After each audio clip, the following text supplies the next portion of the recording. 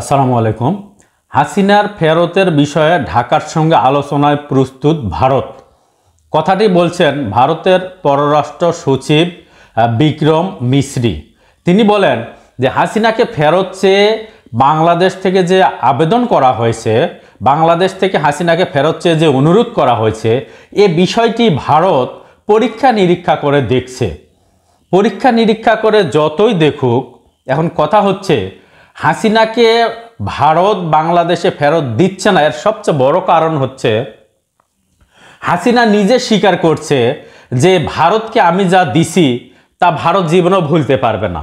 অর্থাৎ এই দীর্ঘ 15 বছরের শাসন আমলে ভারতকে যে সুযোগ সুবিধা দিয়েছে এটা কিন্তু ভারত এখনো ভুলতে পারছে না।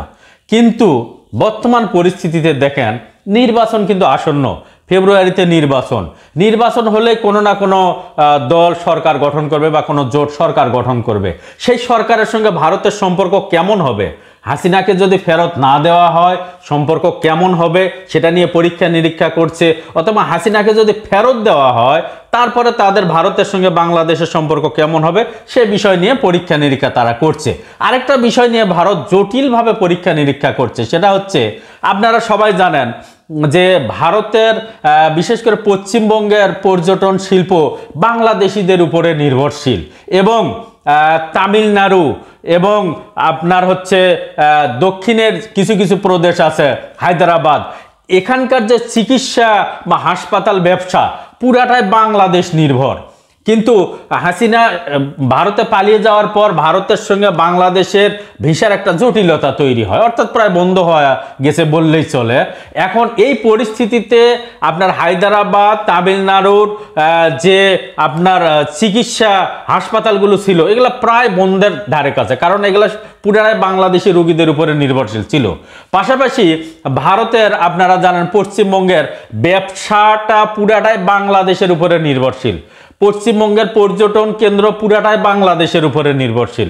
পশ্চিমবঙ্গের হোটেল ব্যবসা পুরাটাই আপনার বাঙালিদের উপরে নির্ভরশীল, অর্থাৎ বাংলাদেশিদের উপরে নির্ভরশীল।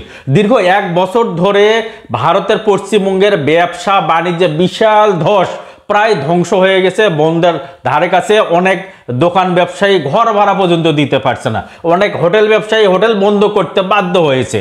তার মানে কি ভারতের রাজস্ব খাতে বিশাল একটা ঘাটতি, বাণিজ্যের বিশাল একটা ঘাটতি, এবং তাদের জনগণের মানে পশ্চিমবঙ্গের জনগণ অধিকাংশ ক্ষেত্রে তাদের ইনকাম থেকে, আয় থেকে বঞ্চিত। এই বিষয়গুলো নিয়ে কিন্তু ভারত পরীক্ষা নিরীক্ষা করছে।